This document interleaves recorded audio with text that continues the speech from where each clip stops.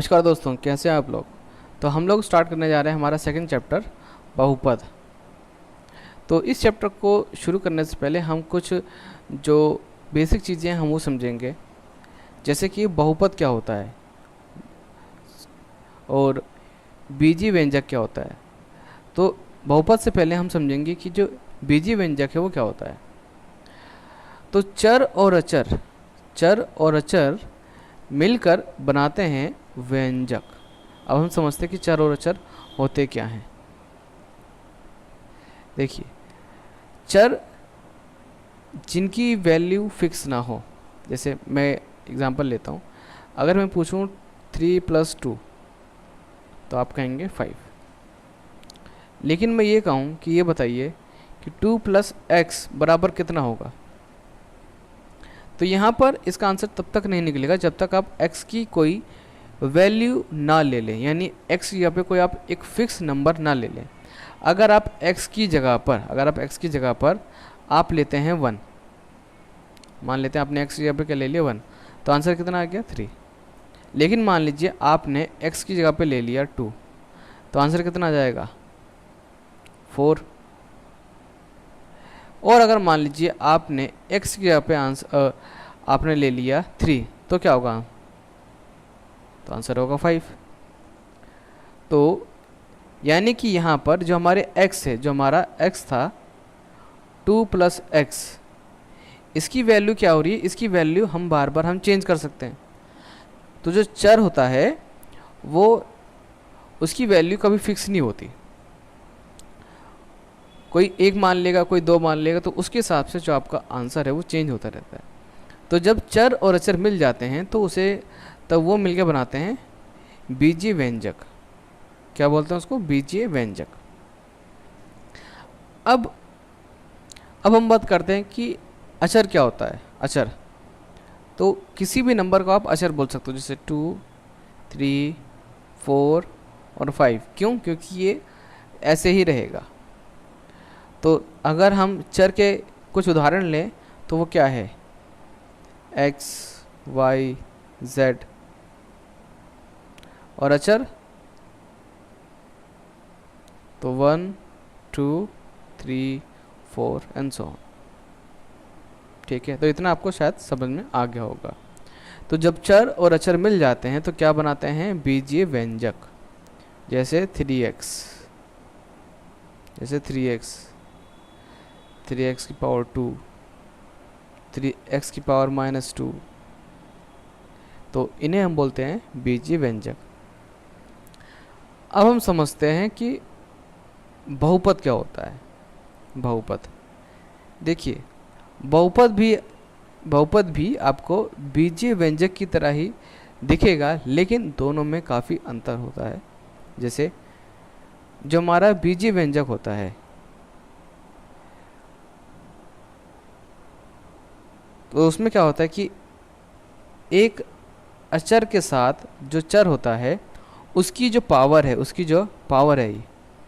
वो एक परमेय संख्या होती है।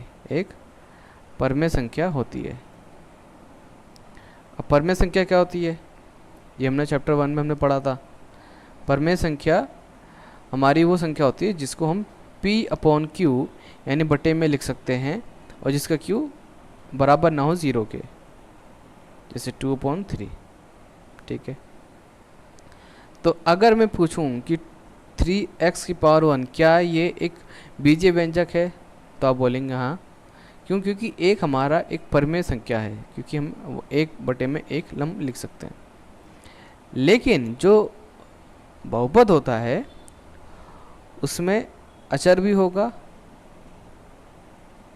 और चर भी होगा, लेकिन जो हमारा चर था उसकी जो पावर है यानी उसकी जो घात है वो पूर्ण संख्या में होगी। तो पूर्ण संख्या कौन सी होती है, जो स्टार्ट होती है 0 से, 0, 1, 2, 3, 4। तो अगर इसकी पावर अगर 0 है तब भी हम इसे क्या बोलेंगे, बहुपद। अगर इसकी पावर 1 है तो इसे भी हम क्या बोलेंगे, बहुपद। तो अब आप सोचेंगे कि 3x की पावर 1 मैंने अभी पहले भी लिया, तो फिर तो ये हमारा वो हुआ बीजीय व्यंजक। तो कुछ बहुपद ऐसे होंगे जो बीजीय व्यंजक भी होंगे, यानी आप ये कह सकते हो कि कुछ बहुपद ऐसे होंगे जो बीजीय व्यंजक होंगे, लेकिन सारे बीजीय व्यंजक बहुपद नहीं हो सकते हैं। क्यों? क्योंकि देखिए, अगर हम बात करें होल नंबर की, अगर हम बात करते हैं होल नंबर की, जैसे कि जो पूर्ण संख्या जिसे कहते हैं, तो पूर्ण संख्या कौन सी होती हैं? जो स्टार्ट होती है 0 से, 0 1 2 3 एंड 4। लेकिन अगर हम बात करें परमेय संख्या की, तो परमेय संख्या शुरू होती हैं माइनस से भी, ठीक है, वो -1 भी हो सकती है, 0 भी हो सकती है, ठीक है, -2 भी हो सकती है, ठीक है। तो अगर पावर अगर -2 हो गई तो इसे आप बहुपद नहीं बोल सकते, इसे आप क्या बोलेंगे? बीजीय व्यंजक। इसे क्या बोलेंगे आप? बीजीय व्यंजक। अगर इसकी पावर अगर 1/2 हो गई तब भी आप इसे क्या बोलेंगे? बीजीय व्यंजक। आप इसको बहुपद आप नहीं बोल सकते हैं, क्योंकि बहुपद की जो हमारे यहाँ पे घात होगी, बहुपद की जो हमारे यहाँ पे घात होगी वो पूर्ण संख्या में होगी।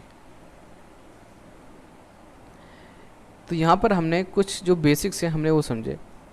अब देखिए, बहुपद जो होते हैं वो अलग अलग तरीके के होते हैं, वो अलग अलग तरीके के होते हैं।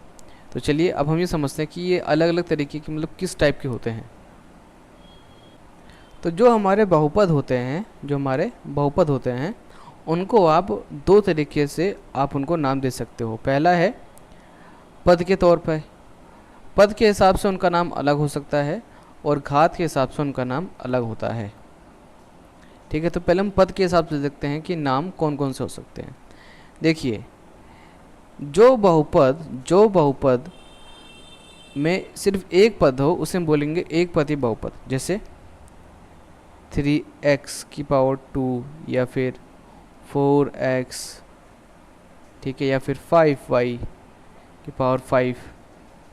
तो इन्हें हम क्या बोलेंगे? सिर्फ एक पद। क्या बोलेंगे इन्हें हम? सिर्फ एक पद, क्योंकि सिर्फ यहाँ पर सिर्फ एक ही पद आपको नज़र आ रहा है।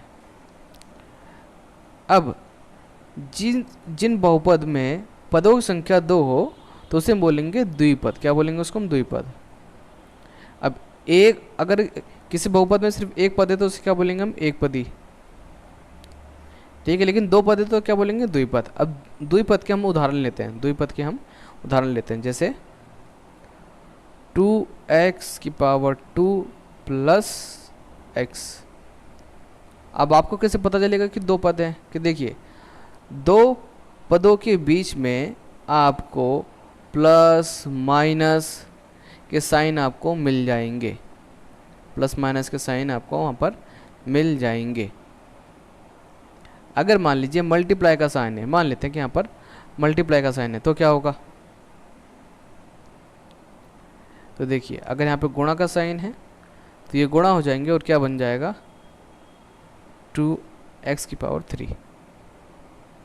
लेकिन यहीं पर अगर प्लस होता, यहीं पर अगर मान लीजिए जो हमने प्लस अभी लगाया था, अगर हम प्लस लगा देते हैं तो क्या ये प्लस हो पाएंगे? जी नहीं। क्यों? क्योंकि जिन पदों के घात की पावर सेम होती है, सिर्फ वही प्लस माइनस हो पाते हैं। जैसे यहाँ पर, और वो सेम भी होने चाहिए। जैसे यहाँ पर 2x² है तो यहाँ पर भी क्या होना चाहिए? 2x²। तो अब ये प्लस हो जाएगा तो कितना बन जाएगा?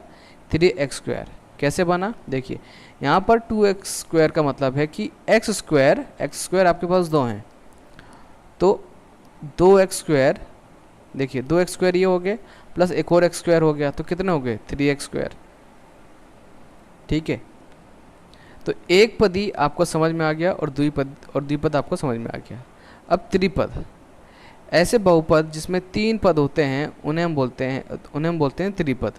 त्रिपद बहुपद क्या बोलते हैं? त्रिपद। जैसे 3x⁴ प्लस x प्लस 1, तो ये क्या हो गया हमारा? त्रिपद। अब घात के हिसाब से देखते हैं, घात के हिसाब से इनके नाम क्या क्या हो सकते हैं। घात के हिसाब से तो देखिए, घात के हिसाब से अगर हम देखें, अगर किसी बहुपद की घात 1 है, जैसे यहाँ पे देखिए इस बहुपद की घात सिर्फ 1 है, अब आपको कैसे पता चलेगा कि इसकी घात 1 है? तो जो हमारा चर होता है, चर की आप घात देखिए कि क्या यहाँ पे चर की कोई घात है? नहीं। तो इसका मतलब ये अकेला है, तो यानी इसकी घात कितनी हो गई? 1 हो गई। ठीक है, तो जिस भी बहुपद की घात 1 हो उसे हम बोलते हैं रेखिक बहुपद। क्या बोलते हैं? रेखिक बहुपद। रेखिक बहुपद का मैं एक और उदाहरण लेता हूँ, जैसे 2x + 1, तो ये भी क्या हो गया? एक रेखिक बहुपद हो गया। हमें यहाँ पे पद नहीं देखने, हमें यहाँ पे पद नहीं देखने हैं। अगर वो घात के हिसाब से नाम पूछ रहा है तो हमें घात के हिसाब से नाम बताना है। तो यहाँ पर इसे भी हम क्या बोलेंगे? इसे भी हम बोलेंगे रेखिक बहुपद। क्या बोलेंगे? रेखिक बहुपद। आगे बढ़ते हैं। द्विघाती बहुपद। द्विघाती बहुपद, तो द्विघाती बहुपद वो बहुपद होते हैं जिनकी घात 2 हो, जैसे 2x² + x + 1। अब देखिए यहाँ पे पद 3 है, लेकिन इस बहुपद की अगर हम घात देखें तो घात कितनी है? 2। बहुत से बच्चे सोचेंगे 3 कि 2 तो चलो ये हो गई और एक ये हो गई। नहीं, जो सबसे बड़ी घात होती है वही उस बहुपद की घात होती है। तो यहाँ पर 2 है, तो मतलब इस बहुपद की घात कितनी है? 2। तो इसको हम क्या बोलेंगे? घात के हिसाब से इसका नाम क्या होगा? द्विघाती बहुपद।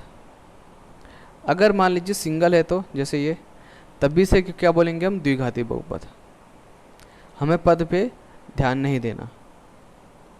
फिर आता है त्रिघाती बहुपद। त्रिघाती बहुपद, ऐसे बहुपद जिनकी घात 3 हो उसे हम बोलते हैं त्रिघाती बहुपद। जैसे 3x³ या फिर 3x³ + x² + 1। अब देखिए यहाँ पर 3 पद हैं, लेकिन इस बहुपद की घात कितनी है? 3, क्योंकि सबसे बड़ी घात क्या है? 3 ही है। तो हमें पदों पे ध्यान नहीं देना है। ठीक है, अब आपको समझ में आ गया। अब यहाँ पर आपको एक चीज़ और देखनी है कि ये जो हम चैप्टर पढ़ रहे हैं बहुपद, तो इस पूरे चैप्टर में जितने भी हमारे बहुपद होंगे आपको उसमें सिर्फ एक ही चर नज़र आएगा। जैसे 3x² + x + 1, यहाँ पे सिर्फ एक ही चर है, क्या? x। यहाँ पे ऐसे आपको काउंट नहीं करना, आपको बस पहचानना है कि अच्छा यहाँ पर कितने चर हैं। जैसे मैं यहाँ पे बहुत सारे नाम लिख दूँ और उनमें से 4-5 नाम आपके हैं, तो मैं ये पूछ रहा हूँ कि ये बताइए कि इसमें कौन सा नाम सबसे ज़्यादा है। तो अब क्या, तो अगर आपसे पूछा जाए कि इस बहुपद में कितने चर हैं, तो वो सिर्फ एक ही चर है। अब 2 चर कब होंगे? तो 2 चर ऐसे होंगे, जैसे 3x⁻3, फिर y आ गया, फिर 1। तो यहाँ पे 2 चर है। 3 होंगे तो वहाँ पे फिर x, y, z इस तरीके से होगा। तो यहाँ पर आप जितने बहुपद होंगे उसमें आपको सिर्फ एक ही चर देखने को मिलेगा। बाकी दो चर वाले बहुपद, 3 चर वाले बहुपद आपको आगे की जो क्लासेस उसमें आपको देखने को मिलेंगे। और यहाँ पे आपको एक चीज़ और ध्यान रखना है कि जो बहुपद होते हैं वो अपनी पावर के हिसाब से लगे होते हैं, या तो वो इस तरीके से होंगे,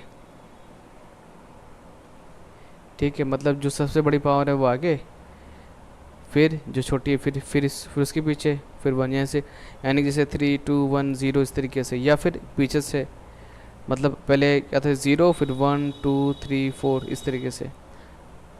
ठीक है, तो पहले आप उनको ठीक तरीके से लगा लीजिए, उसके बाद आप सॉल्व कीजिए। वैसे 9th में ऐसे कुछ दिक्कत आती नहीं है, ज़्यादा दिक्कत 10th में आती है।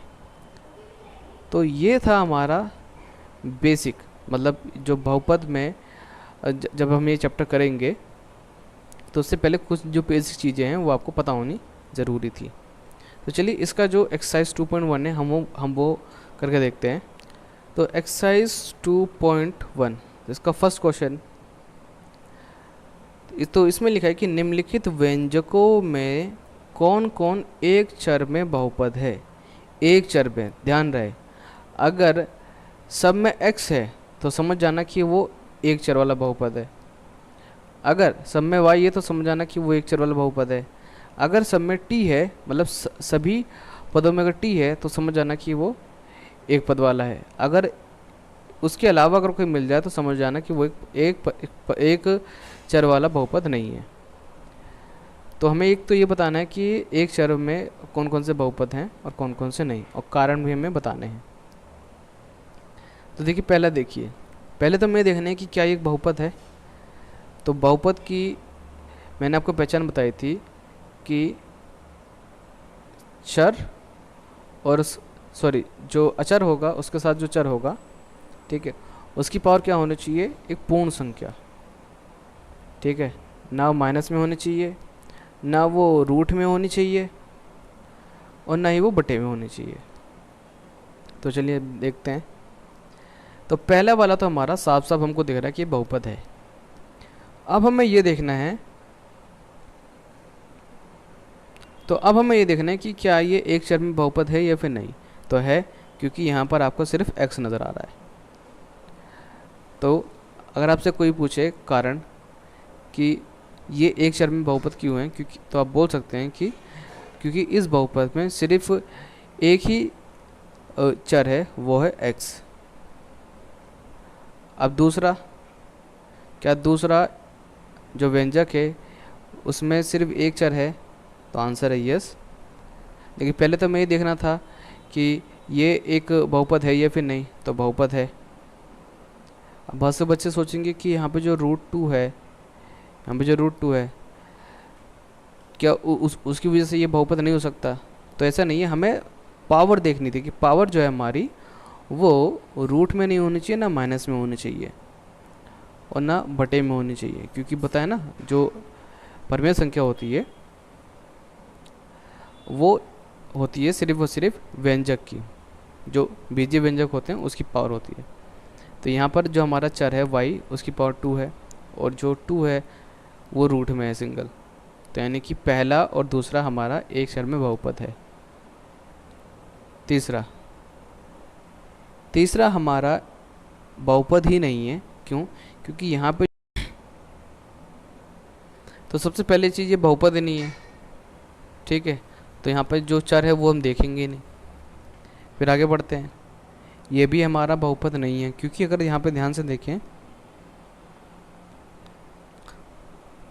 तो देखिए y, मैं चाहूँ तो इसको ऐसे लिख सकता हूँ 2 × 1/y।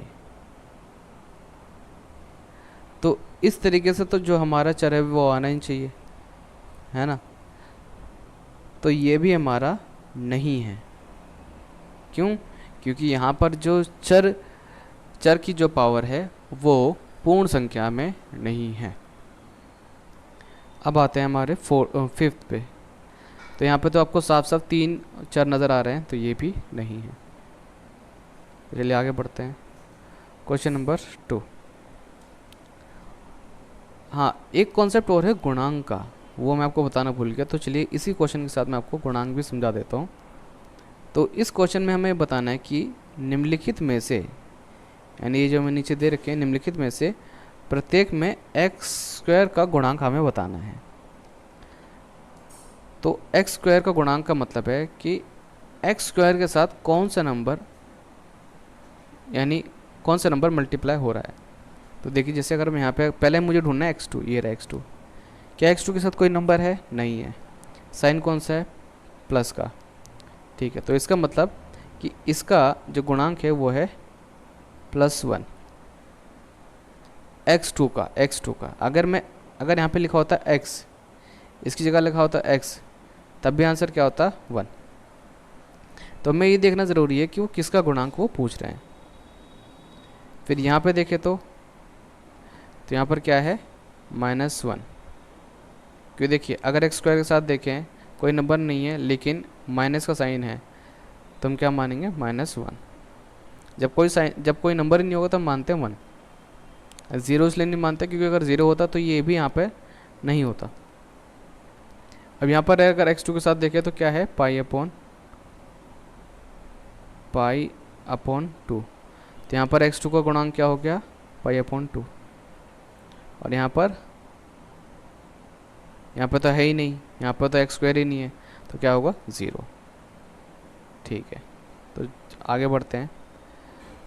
थर्ड क्वेश्चन में हमको दे रखा है कि 35 घात के द्विघात का और 100 घात के एक पति का एक एक उदाहरण दीजिए। यानी द्विघात बहुपद का हमें एक उदाहरण देना है, लेकिन उस यहाँ पर जो घात है वो होनी चाहिए 35, और एक पदी का हमें उदाहरण देना है, लेकिन वहाँ पे घात कितनी होनी चाहिए 100।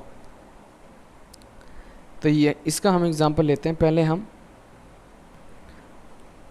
पहले हम दो पद हम लिख देते हैं, जैसे 2x, ठीक है, +1। अभी कह रहा घात होनी चाहिए 35, तो चलिए ठीक है, तो हमने दो घात लिख दी, मतलब सॉरी दो हमने यहाँ पे पद लिख दिए, और घात होनी चाहिए 35, हमने लिख दिया 35। आप भी लिख सकते हैं कुछ भी, जैसे 3x + 1 और x की पावर दे दी अपने 35। फिर यहाँ पे 100 घात का हमें एक पद ही लिखना है, तो जैसे हमने ले लिया ये, और पावर हो गई 100, या फिर 4y की पावर 100, इस तरीके से। अब हम बढ़ते हैं क्वेश्चन 4 की तरफ। निम्नलिखित बहुपदों में से प्रत्येक बहुपद की घात लिखिए। निम्नलिखित बहुपदों में से प्रत्येक बहुपद की घात लिखिए। तो ये हमारा जो बहुपद है 5x की पावर 3, 4x की पावर 2 + 7x। अब हमें इसकी घात बतानी है।